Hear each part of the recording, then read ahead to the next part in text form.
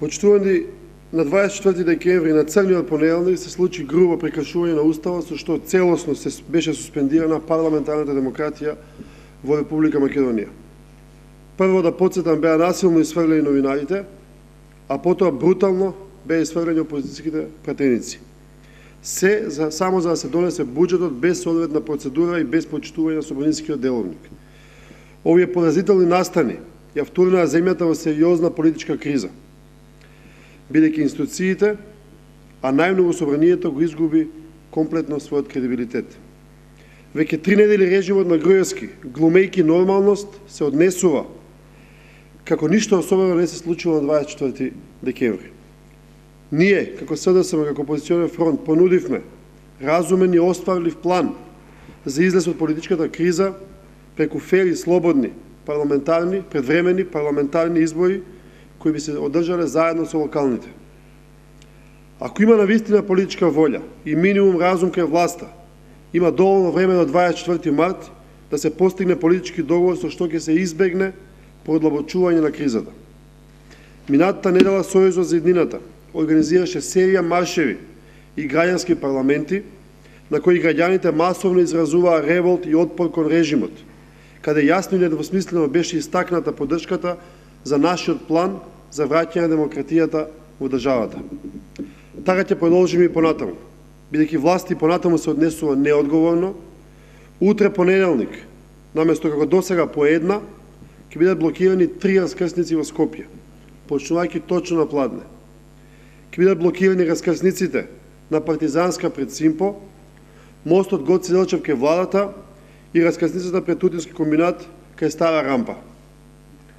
Свесни сме дека овие блокади може да предизвикаат непријатности и нервоза кај граѓаните, но имајќи предвид дека се работи за отпор против режим кој секојдневно им ја одзема слободата на граѓаните и еднината на земјата, апелираме за трпение и поддршка за протестите.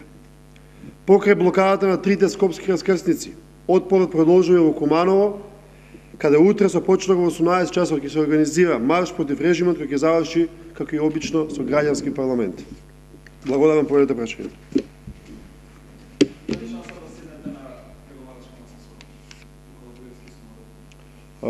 Тоа не зависи од нас. Тоа зависи од Никола Груевски, од владачките партии. Ние практично на секоја пресконференција, во секоја изјава и во планот што го соопштивме, баравме да се седне на маса, да се воспостави политички диалог со цел да се излезе од политичката криза и да се распишат фер и слободни парламентарни избори. Премиерот во една емисија што сега беше скоро најави дека ќе свика лидерска степа, но си не гледа причина за одржување на парламентарни избори. Премиерот во шоуата што ги приредува имаше таква изјава како што вие рековте, но тоа за нас не е доволно и не е тоа подадена рака. Ние очекуваме конкретна разврска на оваа работа преку седнување на лидерска среда, преку воспоставување политички диалог. Затоа велам, доколку има нешто, треба да се каже конкретно, се знае место, се знае начин на кој се кажува, а не во политичко забавни шоуа.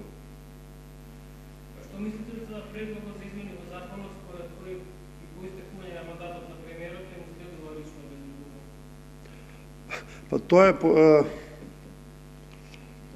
Тоа е последната тип на одбрана на ваков тип на диктаторски режими.